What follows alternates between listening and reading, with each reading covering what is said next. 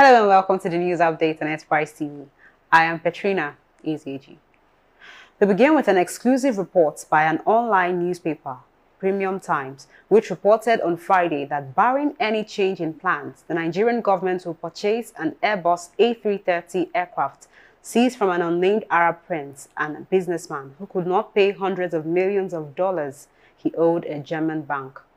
Although presidency officials have kept their lips shut about plans to buy a new presidential jet, the newspaper claims that the government had not only identified an aircraft for purchase, but is only left with how to scramble for funds to consummate the transaction.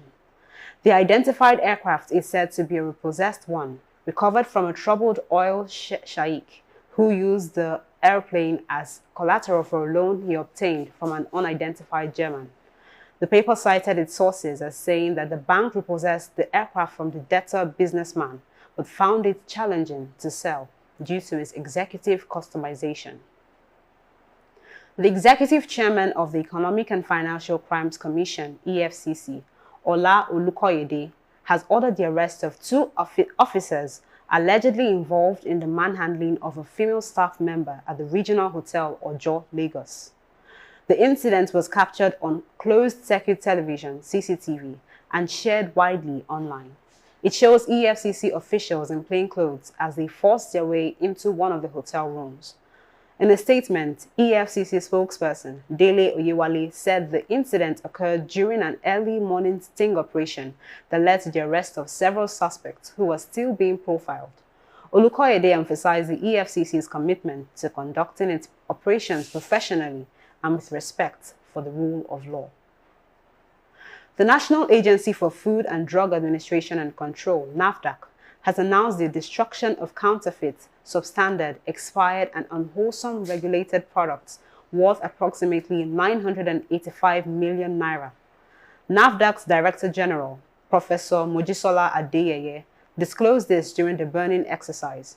Represented by the Director of the Northwest Zone, Josephine Dayilin, Adeyeye emphasized the agency's commitment to eradicating fake drugs and other spurious NAFDAC-regulated products from circulation.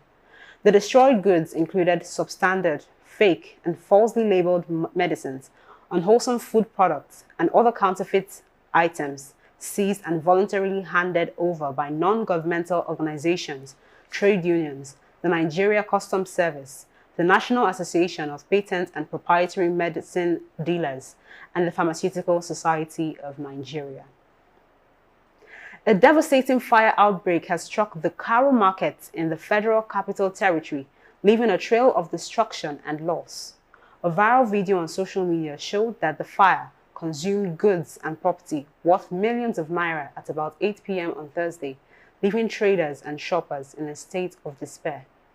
The FCT Fire Service responded to the incident, but found it difficult to access the scene due to the large crowd of people flocking to the area.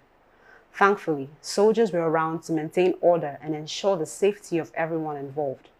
Preliminary investigations suggest that the fire may have been caused by an electrical surge, which quickly spread and engulfed parts of the market.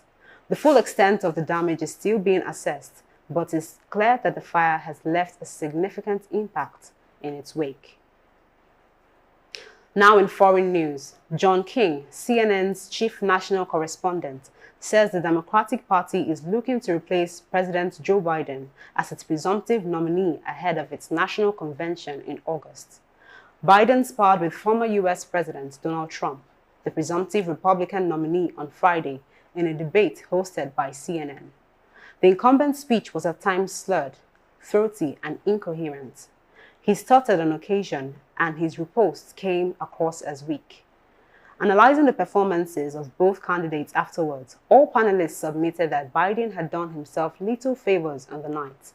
Abby Phillip, CNN anchor and a senior political correspondent who anchors CNN Newsnight, said Biden's performance was problematic and damaging.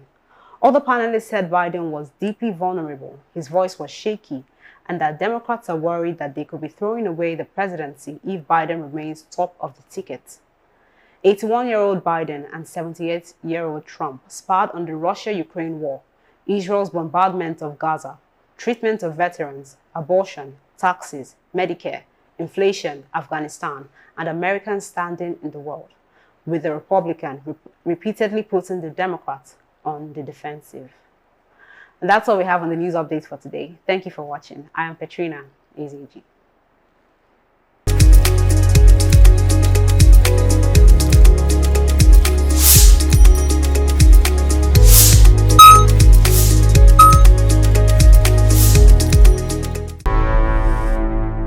Enterprise TV, a tradition of truth.